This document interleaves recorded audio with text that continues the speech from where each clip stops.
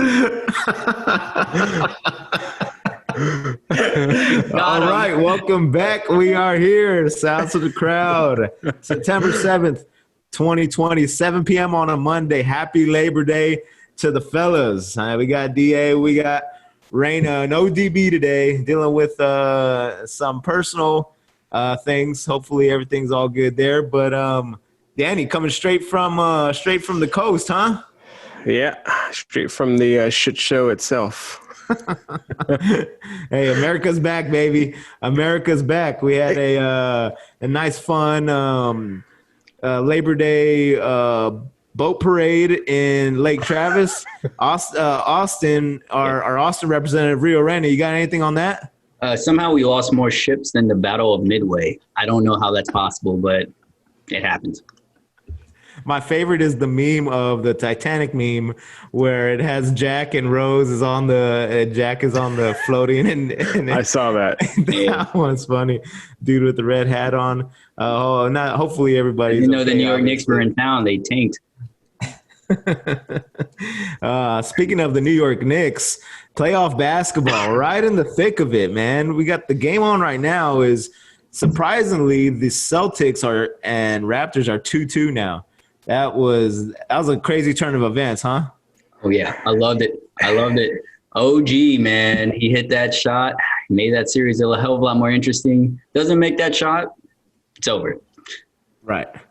Yeah, absolutely. So now it's 2-2, but today it's not looking great for the Raptors. DB's Raptors are down 62-35 at halftime, so it's not looking good for them. I guarantee as we speak. What'd you say? I guaranteed it a Celtics victory. Unlike Charles Barkley, actually give good guarantees. Yeah, I think we all kind of saw this coming. I know me and Danny had a little juice on the Celtics -2 today. That's looking strong, hopefully. But you just never know sometimes. The Clippers, Nuggets after that, and then the Nuggets kind of brought the Clippers back down to earth. So the Clippers killed them game one, right? It was like 20-point lead, 20-point win. Reina's guarantee there was not so hot. But then the next day they came back with a vengeance. Did y'all watch that game? I missed it. I didn't see exactly what happened, but it's domination, huh? Yeah, well, I saw some of it, but Kawhi, I think he was his first game in, I think, 47 straight games or some ridiculous number of not scoring at least 15 points in the playoffs. Wow. Like he has that a long playoff streak, I guess going back all the way to San Antonio. Oh, he used to play for the Spurs? Well, he was paid by the Spurs his last season. Yeah, we got most of the seasons out of him. And then he had a zero. He put a goose egg up in the fourth, huh? Yeah, I think it was 3 for 17 or 4 for 17 all night. It was a Russell Westbrook kind of night for Kawhi. Oh, Russ. So what are you expecting, Raina? What are you expecting tonight from the Clippers against the Nuggets? I think they're back to business. I think it's just off night. Kawhi rarely has off nights. Paul George apparently doesn't step up either. So I think once Kawhi comes back to work, they'll be back to business. So I got the Clippers winning this one. Yeah. Yeah, I agree, man. I mean, I think Jamal Murray is going to have his moments where he gets hot, gets streaky, win a couple games. I mean, I don't know. I don't see this going 7, but at the same time, right? I would think Dallas is a better team than the Nuggets, right? And they took him to 7. No, they took him to 6, and so I just don't see the Nuggets taking him to 7 unless the Clippers just like collapse. Right. Yeah, I don't see that happening either. Although Dallas might have been able to take them had they not lost Porzingis and Doncic got hurt and rolled his ankle up. I'm not saying it would have been a blowout, but they were looking good, man. They have a good offense too. It might have gone to 7 if that first game KP stayed in. It might have gone to 7. Oh yeah, they could have stole that first game. Yeah, that's true. So yeah, I think it could have been an interesting series. I think they for some reason the Clippers haven't been able to really. I think on paper they might be better than actually how they're playing right now. And I agree. I think the only team that's playing like really well and consistently is the Heat. Yeah, Yeah. for sure. I think everybody else is kind of up and down. Nobody's really gotten in a groove, which, I mean, we're like, what, 20 games in now in the Yeah, bubble? yeah, for sure. I mean, and the thing is too is that the Clippers team largely had been not playing together for really Yeah. this whole time. You know, they finally got Harold back, and Harold won Sixth Man of the Year, but he hadn't played much all bubble. Yeah, their whole team was pretty lazy. I mean, most of those guys weren't wanting to play together. They're taking a lot of games off, and everyone was kind of half-assing it, just waiting for the playoffs, and it just doesn't look like they gelled that well. So the Heat do look a lot better in that sense. But I do think there's also something to say about home routine. You know what I mean? Like jumping on flights, being at home, sleeping in your own bed, Right. doing those things. Like that's, I mean, everybody's on the road, right? So it's, I don't know. It's just weird. Yeah, and it's really been interesting to see like the game to game and they're so quick, right? It's not 3 days and then another game. There's no travel day in there.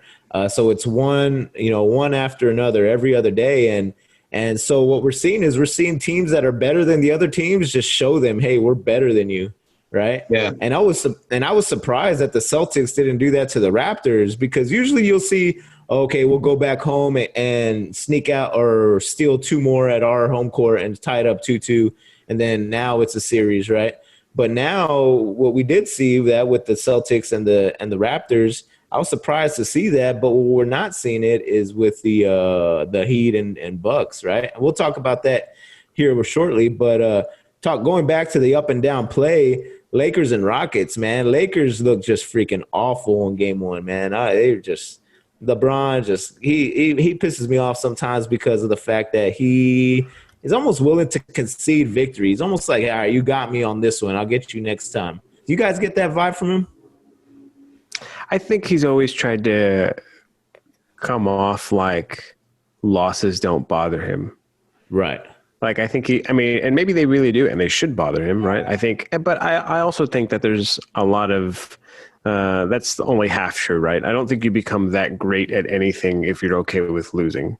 Yeah. So I'm not saying he's like not competitive, but I think he's more concerned with his image at times. So he's going to make people believe he doesn't care about the loss because it makes him look a certain way, rather than just being like, you know what, I'm pissed off we lost. It goes back to Jordan. That means I got to get up in your ass a little bit, I'm going to do it. I was thinking the same exact thing, and it almost feels like LeBron doesn't want to say that he lost when he gave it his all. You know what I mean? It's almost like one of those guys where you beat him and he kind of looks at you like, well, I wasn't even trying. Yeah, you beat me, but I wasn't even trying. You know what I mean? Yeah. Well, I would say there's another problem that they might have, especially as they go down the clutch. When you have two guys who are probably about the same amount of talent, no one's the alpha. And that's the problem I've seen with that team, is that no one wants to say, you know what, fuck it, I got this. Like, when they're both on, they're almost unbeatable. But one person needs to say, I got this every night. And I feel like they're kind of deferring to each other, like, oh, well, maybe AD got it tonight, or maybe LeBron got it tonight. No, one person needs to say, I got it. Right. And I think that's the problem they're running into, is that they actually probably just need to allot somebody as the focal point, you know, and whether they build it around AD or LeBron, somebody needs to be accountable. That's a great point, man. I don't see LeBron walking up to AD and being like, hey, you know, you need to lead us. Like, right. I just don't see it happen. I think back to like Tony Parker in 07, just because that's the team I followed the most. Rio, right. I think you're the same as far as like the organization. And the same thing, like, I think it took Tim being like, yo, you know, do it. I'll do my part. Like, let's just get a ring. And I don't see LeBron in that part of his career yet. I was going to say it worked for like Kobe and Shaq, because Kobe was trying to say, I got it the whole time, when Shaq was like, hey, I'm the fucking man. And Kobe was like, no, give me the fucking ball. I'm the man. So it worked in that sense, because both those guys wanted to be the man, but it doesn't seem the same energy. Yeah, and the thing about Kobe and Shaq was that Kobe was still super young, 22, 23 years old. And so he wasn't even at his top yet, right? And Shaq was kind of there. Shaq was kind of right at his peak. And so Kobe was kind of just stubborn and he wanted to be the guy. So that, and I think he did give it to Shaq for the most part in the first championship, maybe the second championship. But then after that, he got kind of like, hey, I'm pretty good too. And we're kind of seeing here where AD is probably at his peak, right? We're probably seeing prime time. The better, I think, better version of himself right now. Right. And LeBron, we've already seen the best of LeBron, right? What was the best of LeBron? Again, when he beat the 13, Warriors? 14. I would say between 13 and 16. Like those years. You think it was the Heat? The Heat years? Athletically speaking, probably the best those years. Okay. Yeah, so we've already seen. So he's on his down, and it should be AD. I joked about it. I said AD should average 50 a game against the damn Rockets because who's going to guard him, right? Yeah, exactly. It's PJ Tucker, and it's like you have a foot on him. You should average. I mean, in yesterday he put up 36 or something like that, 35, and he should have that every fucking game. It pisses me off that he doesn't. Here's an interesting question. How would this team, the Rockets, do against the 2001 or 2 Lakers with Shaq? Oh, they'd be Shaq murdered. Would average 60. Yeah, they'd be murdered. Like, wouldn't small ball just totally fail if you have a guy with Shaq's talent and speed and power? Like, this is small ball. You need somebody. You for the sake of fucking just relief, you're going to need somebody to put a body on him. And he has to be bigger than Draymond. He has to be bigger than – I mean, he's going to have to be almost 7 foot too as well, Just imagine Shaq running from block to block, right, and just catching the ball in the post. And, like, he can literally score every single time he touches the ball. Like, who's going to stop him? He's going to dunk every single time. Yeah, and he had a nice little soft, like, he had a little turnaround hook. Little jump hook. Little jump hook. Yeah, for sure. So yeah, with that being said, if somebody would just fucking play with their back to the basket. That's what it is. I watched LeBron, and I think I sent you guys the clip. I watched LeBron back down PJ Tucker, and the caption on the clip was like, oh, PJ Tucker's defense is on lockdown. No, LeBron caught the ball like 18 feet away from the basket, backed down PJ Tucker slowly but surely, just backed his ass down like 5 feet away. But LeBron couldn't put a move to get the ball in the basket. He like threw it over his right shoulder. Like, it's like, give me something, man. Yeah, it's I think the European big man has changed the game where now all big men think that they have to shoot the three. Yeah. And the time that they're putting into that, they're not putting into playing with their back, to the basket. I mean, it's a different game now. But there might not be also a Shaq type athlete. I think we always think that athletes get better over generations, which we know this. Track's a great example. Like, there's not been a Usain Bolt since Usain Bolt. It's not like athletes just get better. I mean, Usain Bolt's a little more recent, but there hasn't been a Michael Phelps, and so athletes don't actually get better as quickly as people think, athletically speaking. So Shaq might have just been such a freak that there is nothing like that in the NBA right now. Yeah, and we may never get another Shaq, right? Yeah, I wouldn't think so. Yeah, I wouldn't think so either. I mean, just the combination of size, and he was fast, he was athletic, he could catch the ball. He wasn't great at free throws, obviously, but that didn't mean he couldn't put the ball in from 10 feet, right? He had the little jump hook, something that not even Giannis has right now. Like, imagine if Giannis could just play with his back to the basket, dribble in, and just do like a nice little jump hook from 10 feet away. How effective would that be? Yeah, no, it would be great. I mean, I think they just think that everybody should be out on the perimeter. And this whole idea, I don't know if Steph Curry just convinced everybody that y'all can all shoot three-pointers at 45% three-point clip. No, we can't. Like, Giannis, sorry, you can't. So you probably shouldn't be getting the ball way the fuck out there unless you're going to come inside. Yeah, and I also think it caters to the style, man. Like, nobody wants to get dirty anymore. It goes back to the game getting soft. Like nobody wants to work on the inside, pound on the inside, get beat up a little bit, possibly get hurt. They just want to take the jump shot. Yeah.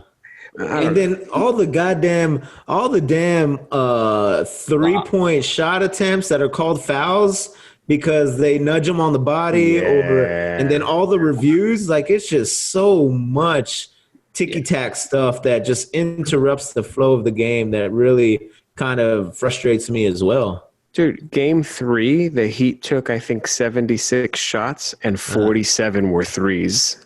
Yeah. Yeah, it's ridiculous.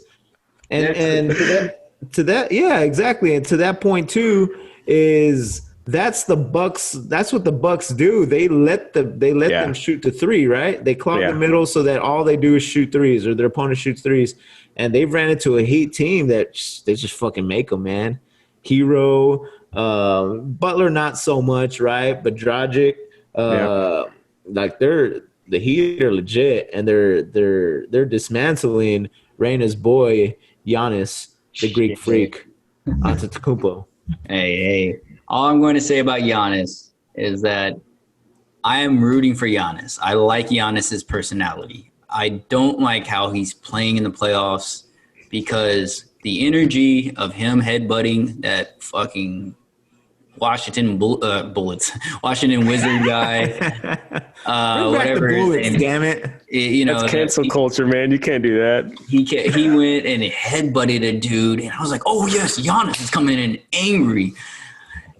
I was hoping we were going to get tough Giannis, pissed off Giannis, mad Giannis. That's what I wanted to see, and I'm seeing scared Giannis. I don't want to be here, Giannis.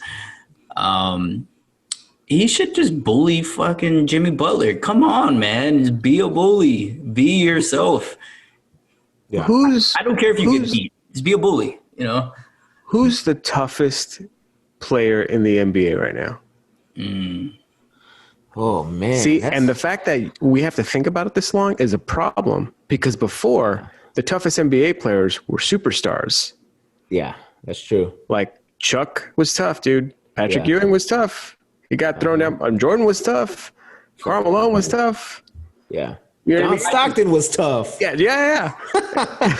I mean, and who's the toughest?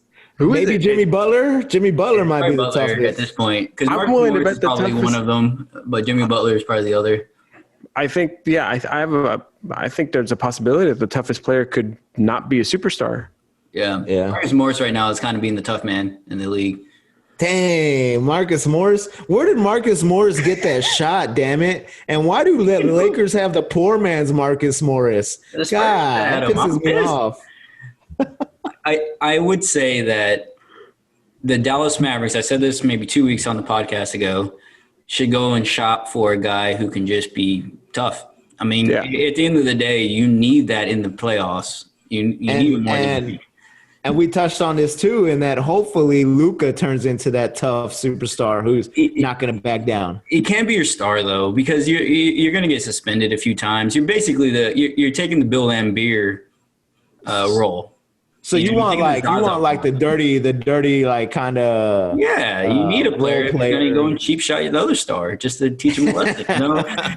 Someone should have checked Marcus Morris, and it shouldn't have been Luka or Porzingis. It cost Porzingis a game. It shouldn't have been those guys. You need those guys. You need another, tough motherfucker to come in and just push Morris and want to, just show him you ain't going to push, you ain't going to beat up our rookie, or not rookie, but second year guy. Yeah. And that dude doesn't even have to be a big man.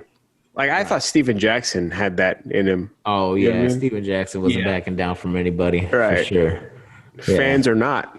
And even yeah, exactly. Even like Zach Randolph. Randolph, you did not want to see Zach Randolph in the back of an alley, right? Yeah, anywhere. Zach Randolph. Artest? I'm sure he's a good dude, but Ron Artest. Yeah. Meta World Peace too. That guy was good too.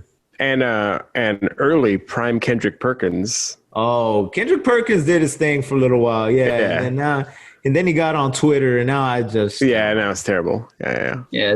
I would love for the NBA to. I don't like the direction they took the league from that standpoint of letting every single interaction, altercation be like under the microscope. They started it back when LeBron and fucking Draymond were beefing, and it was a normal little situation, no big deal. Wasn't worth like, oh, you had to kick Draymond out of the game. Like that whole interaction, I honestly thought if anybody, it should have been LeBron throwing him down, throws him down, tries to step over him, and Draymond kind of says, get off me, get off me. And it was nothing. It was nothing. But I do know Adam Silver was like, my ratings. Okay. And I'm not need to go up.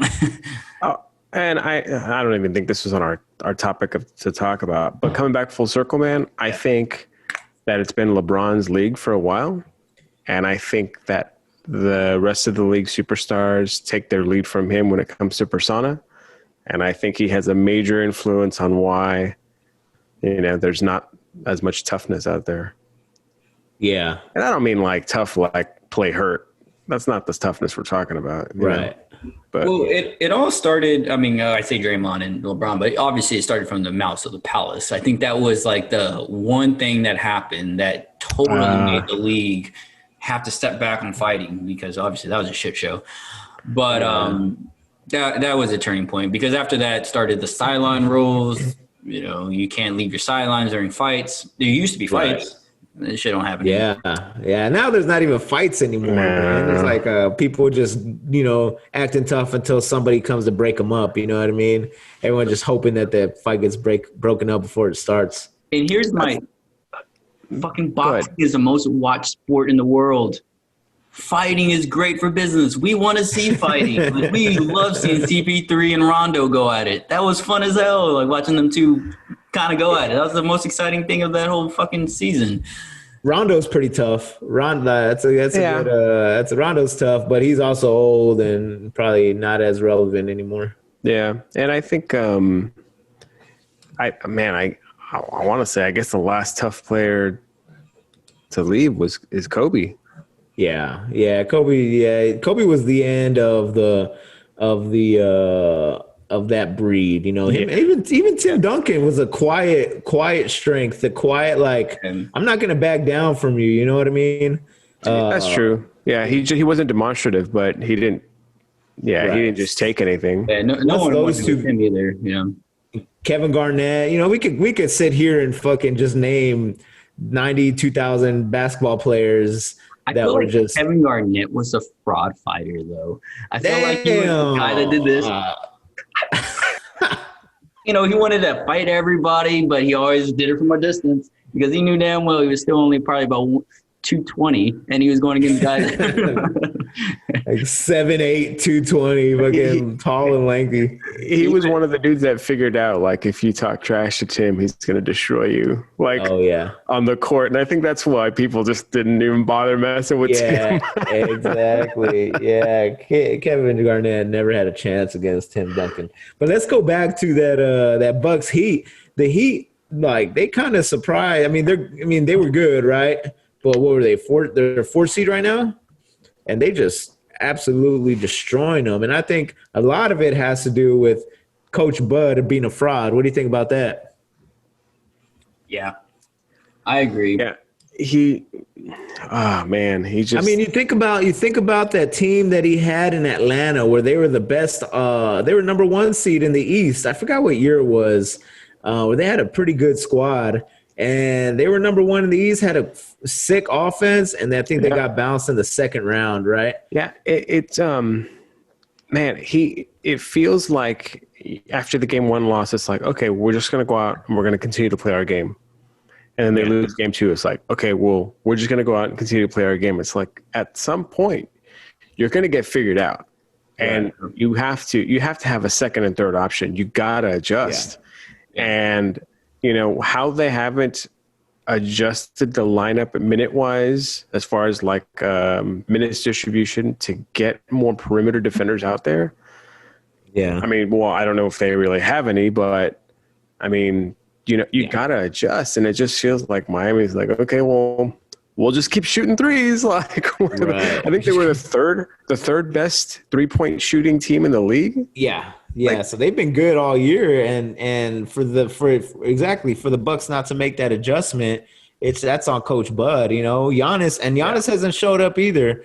But at the same time, Coach Bud, I think coaching has a lot more. Like basketball, you don't really think about the coaching as much as you would say football, right? Or even baseball because of managing the game. Basketball, good coaching goes a real long way. So here's if I'm Coach Bud after game 1, and if you would have read my article, here's what I'm doing. I'm calling Giannis at 2 a.m. after game 1 because I know Giannis is probably up. And no one who loves the game that much is probably going to sleep at night. He's probably pissed off. I'm calling him at 2 a.m. in his hotel, and I'm saying, hey, you're the Greek freak. You're not a splash bro.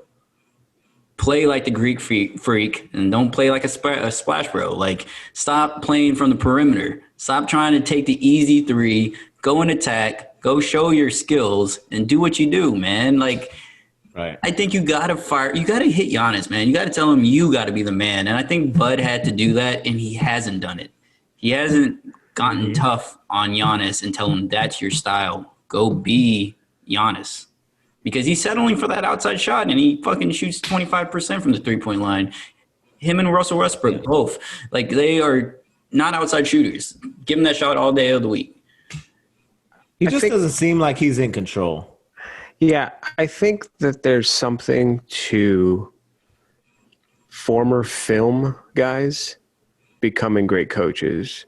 Because coming up the ranks? Right. Because I think that people like Brett Brown and Coach Bud, what they can do is they know how to build culture because they were around it with the Spurs, right? And culture is a huge part. I think culture can take you a long way, long way. Yeah. But then I think to get to that upper tier, the mountaintop, you have to have culture plus the fundamentals of X's and O's. And that's why I think there's something about film guys is that they've watched so much damn film. I mean, when you watch that much film, you're going to learn things whether or not you want to learn. Yeah. Like, you're just going to learn. I mean, you know what I mean? It's just impossible. It's just coming at you nonstop. And then, so I think when you combine that with, and I think that's what we're seeing with Spoelstra. You know, I mean, so. Yeah, I like Spoelstra. Yeah, I mean, obviously Coach Bud knows X's and O's. I'm not saying they don't, but, to a point of the chess match, like when you have the best player in the league, when you have the 2-time MVP, defending MVP, like. Right. Yeah, no, it's been like watching the Bucks. They seem very disorganized on offense more than anything. They seem like they don't really have a lot of scheming or playmaking going on.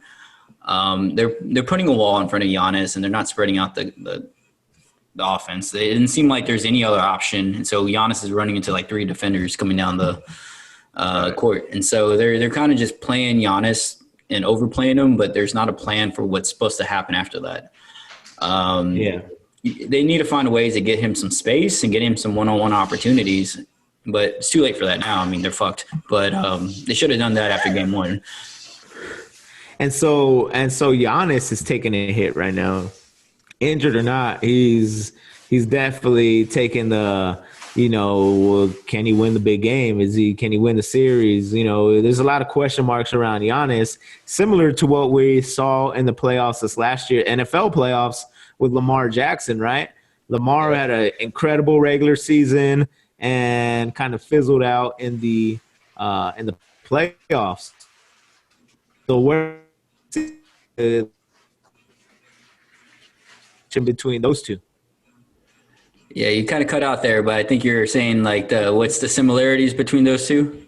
Yeah, where do you see the connection between those two, Lamar Jackson and Giannis, with how their regular season versus failed postseason? My take is that, they're both incredibly athletic. They're very similar. They're both freak athletes. And everyone, they say, well, when you get to the playoffs, things change. I don't feel like they should. I think someone like Lamar Jackson, just like Giannis, should lean way more into their strengths rather than try to reinvent the wheel in the playoffs. So Lamar should be running, and they should be running a lot of scheme plays to get him out of the pocket and do exactly what he's supposed to do. Don't turn into a passing quarterback And I felt like that was kind of happening in the last game against the Titans. They weren't allowing him to kind of be Lamar Jackson, you know? Right. And that's a big thing with Giannis too. You shouldn't be shifting what you do in the playoffs. You should be doing exactly what got you there. And you know, I think someone like Lamar Jackson, he shouldn't have to answer to like, you know, of the critics saying, "Oh, well, a running quarterback can't win the big game." He should show them how a running quarterback should win a big game. Yeah, I think a lot of it also has to do with coaching. You know, I think it's easy to point the finger and say that it's a coaching issue in Milwaukee because of the fact that Bud hasn't, you know, won a ring before. I think it's going to be harder to do that in Baltimore, being that Harbaugh has won before, you know? Yeah, that's true. And twice, once with Trent Dilfer and once with, you know, Joe Flacco. So I think that Rio's right that Lamar has to lean more on his strengths. I think that Harbaugh needs to call, you know, more plays for his strengths. And I mean, I think Harbaugh made the right. Remember that game where he benched Flacco and kept Lamar in, he kept Lamar in the playoff game, and Lamar, I think, threw like 4 or 5 picks or something. Yeah. It was something ridiculous, and it was just he was going down with the ship, and he knew he was going to be the one. So he's the guy now, and so you gotta let him do his thing. Right. Yeah, and it's crazy because you see incredible. I mean, and they're both so young, right? They're both so freaking young, and it's almost like, okay, well, when are you gonna win it? Well, let's give them a couple years, and then we can start asking those questions. But that's not how it works, right? So we can't really do that. You know, we want you to win now. But we have to remember that, you know, the great players. Most great players, it took a while for them to win. They had to go through it. They had to lose a few times, and then ultimately, you know, they're going to win multiple championships. And I think you can expect that from them. I think you can probably expect that from them. I think the NFL is the worst sport about this, and that is when you have a player as young as Patrick Mahomes take a team to the Super Bowl, it puts more pressure on other players at that position, especially if they're a year or two older. And if it doesn't happen, they start making changes quicker. Yeah. Oh, yeah. They're more likely to give up on somebody or, change it and make them go to a different team or whatever, you know, just release them. But now that we're on the NFL, Thursday, 3 days from today, man, we're back. It's snuck up on us. We were talking about how quickly the thing just snuck up. No preseason. Some teams will have fans, some won't.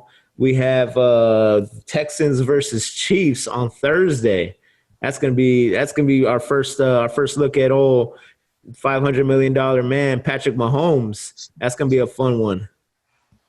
Yeah, I mean, you know, football is back. I love it. I think it snuck up on all of us, but you know, our Sundays are taken now. Our Monday nights too, and sometimes even Thursday night. I'm interested to see how the Texans look after the crazy moves that they have made over the last couple of years. I just want to see like if there's actually or see what the thought process is, right? And how the team looks. I mean, I don't think it's going to fare all that well considering they're going up against the defending champs, but I'm interested to see how that plays out throughout the season. Hopefully terribly, but you know, we'll see. I'm not taking I've spoken with Texas. Normally, the Texans are loud. Oh no, you're breaking up again on obnoxious and overconfident. Not so much this year. They're a little scared too. You know, as they should be, like us Cowboys fans. You know, some of us are loud, obnoxious, and unrealistic, but the true ones who know what they're talking about, we know that we got a hard battle in front of us, man. I mean, we were 8-8 last year. It's freaking awful. We got a new coach. Hopefully that helps, but I'm optimistic about the team. I think the Cowboys definitely have a lot of pieces to be one of the better teams. Talent-wise, they have one of the better teams. Right. It's going to be interesting what Mike McCarthy can do with that team. Whether Jason Garrett was the problem, essentially, we'll find out. But the pieces are there for the Dallas. I think Yeah, and I think going back to what we were talking about earlier with coaches, I think McCarthy brings a disciplined culture, which is something that has not been in Dallas for a very long time.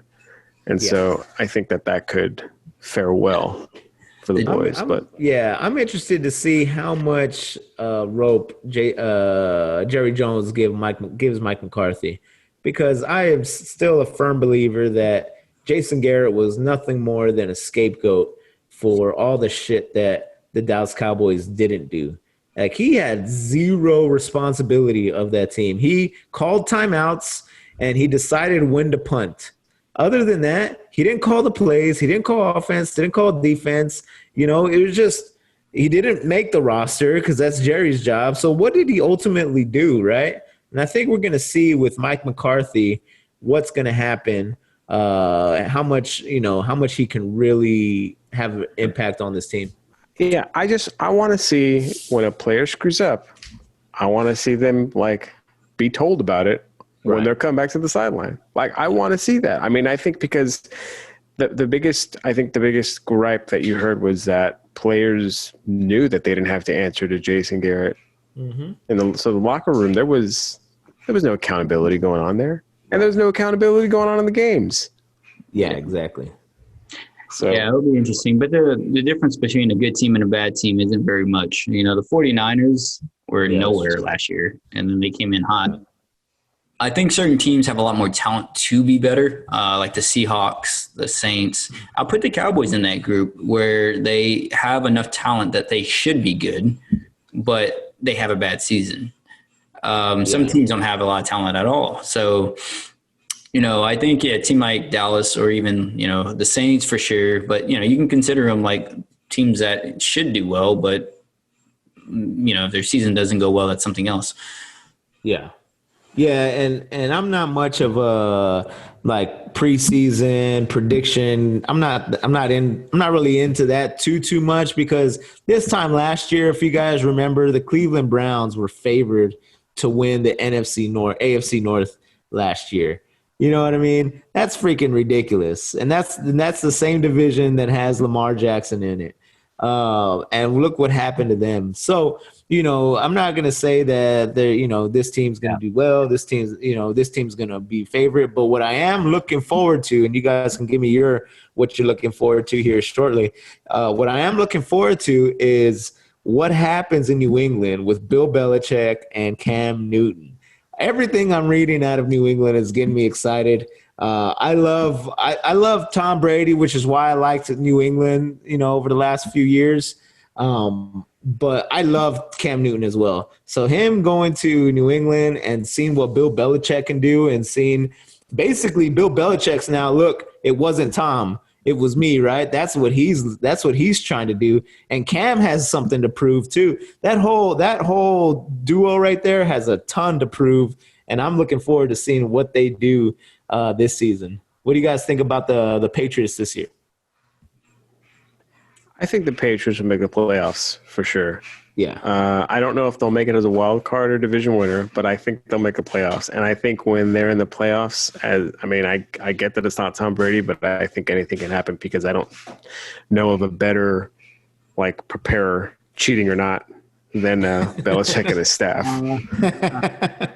Right. And I said the same thing about the Patriots have to. Who are they going to beat? Who are they going to lose to? The Bills? Yeah, the Bills they're okay. They're good. But, it's the Bills still, right? Raina, what do you think? Bills are tough. I'll give the Bills their – I think the Bills are tough. But I will say that I give the Patriots I want to see what they're going to do with how they're going to run that offense. Now you have a mobile quarterback. He's going to have a few other plays that he's going to run. It's going to be interesting to see how he's going to function with, they used a lot of those short passes a lot. Yeah. And a lot of James White, a lot of check downs. They weren't really stretch the field down they didn't do a lot of vertical passing with Tom. So it's not really a big change for him. Now he just got a guy who can actually get 1,000 yards in a season, not a career. Tom's little Brady, you've seen that 40. Right. It's terrible. Yeah, that's going to be the biggest thing I think is now they have and I'm not saying that they're going to run Cam a whole lot because they probably won't because he's kind of he gets hurt as well. But you have a mobile quarterback that throws a few more plays into the playbook. Yeah, but Tom didn't really stretch the field very much either. And I think it just adds an element. Obviously, he's probably not with the same type of readability as the GOAT, but at the same time, he's going to have similar plays, but with just more different directions he can go with the play. So it'll be interesting. And I think Cam's legs will give an extra second or two of life to each play, and that's an eternity for someone like Julian Edelman to get open. So that'll be interesting.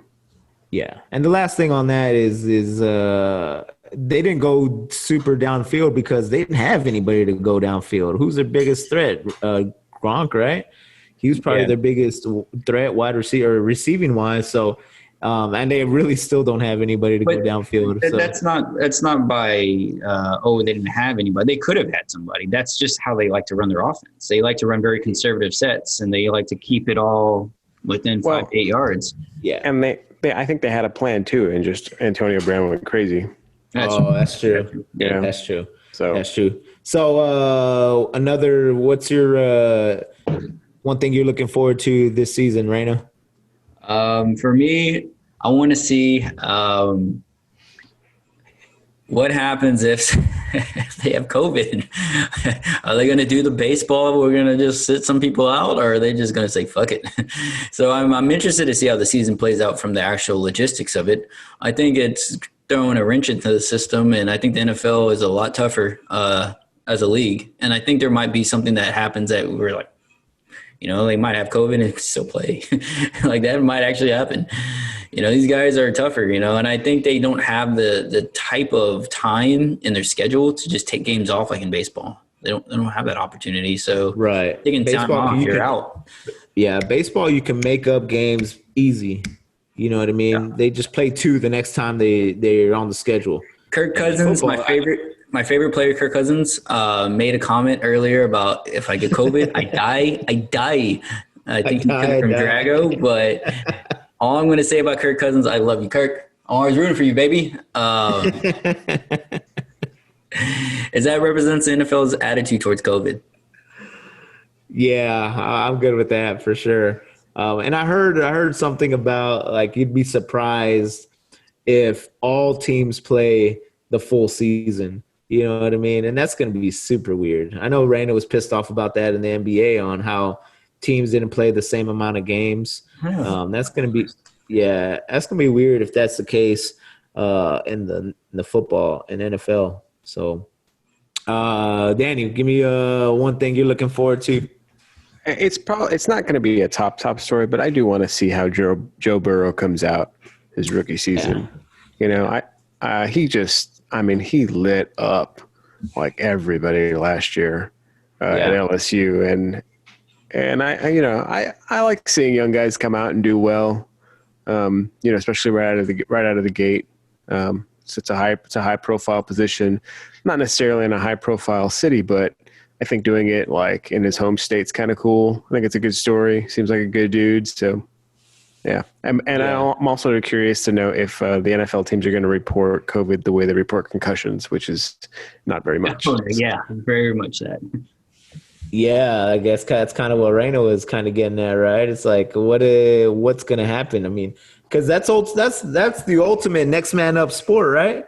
Like, okay, you got a fucking concussion and you're our backup right guard. Sorry, you're out of here. We'll get the next guy. You know what I mean? And did y'all see how Josh McCown was he signed a contract for like $15,000 a week just as the emergency quarterback? Y'all didn't see that? Yeah, I forgot which. I should probably know this. If I bring it up, I should probably know. But a team signed him. He's the emergency quarterback.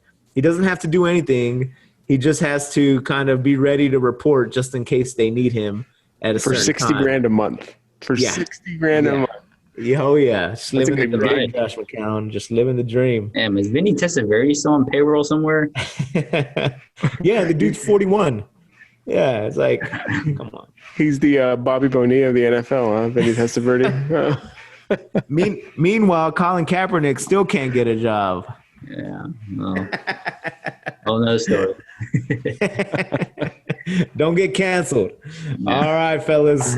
Well, hey, it's a good one. Labor Day Monday. Feels like a Sunday.